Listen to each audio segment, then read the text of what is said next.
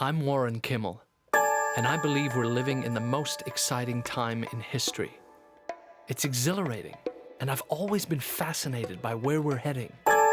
There's so much change, so much new stuff, but the future really is about people and stories. People are doing things you can't imagine in places you'd never expect, and they're doing them right now. So I'm going to find those people. I'm going to meet the future, because when you actually start looking at what's going on out there, there's only one response. WTF.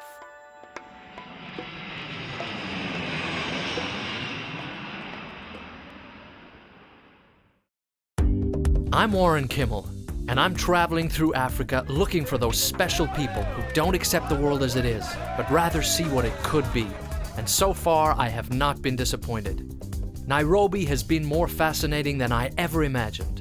And along the way, I've fallen in love with the energy and hustle and chaos of the place. But now it's time to say goodbye. One of the things I promised myself I would do before I die was an authentic African safari on the vast open plains of East Africa. The real out-of-Africa experience. Being so close, I just couldn't resist. And what's the point of traveling the world if you can't take some time out to fulfill your dreams? But first, I have to prepare myself psychologically for my journey to the untamed wilderness. Let's go and get a haircut. I blame you for the result of this. Ladies, can I ask you a question? If I get a haircut here in Kenya, will they know how to cut my hair? Yes. She's laughing. I don't think that's a good sign. What do you think? He's laughing. I don't think that's a good sign either. Wish me luck. I'm ready. Be gentle with me.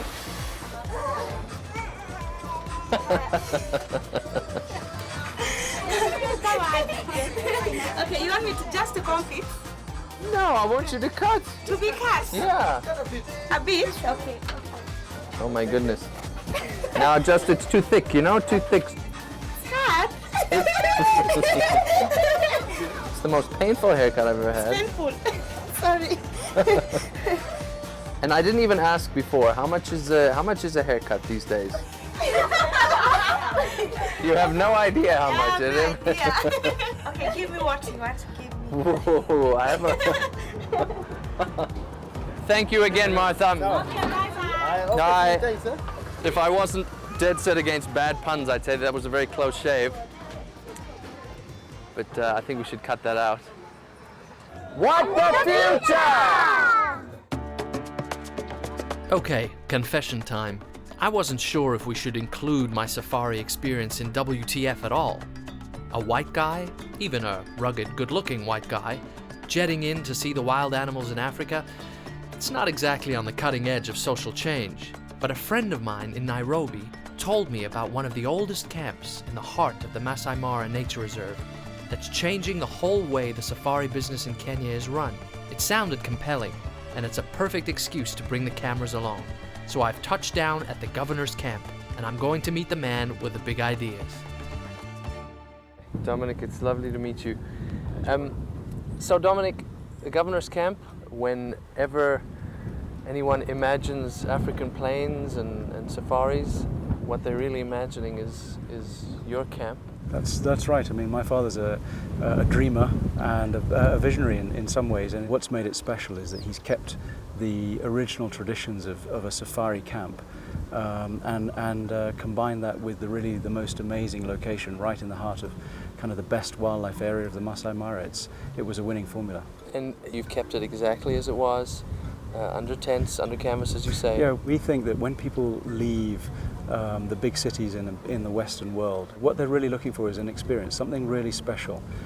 I think this is what I always imagined when I was little and they told me safari. The tented camp formula has really proven itself to be exactly right. There are no fences, right. It's gas lighting, it just feels right. So if an elephant happens to want to walk by your tent, then there's not a lot you can do about that? Well, it happens all the time. Really? Yeah. Okay, I won't wait till tonight. You can lie in bed and I can see Warthogs over there. I've got to speak loud because the baboons are going crazy over there. There's some hippos over there. And I don't even have to leave my tent.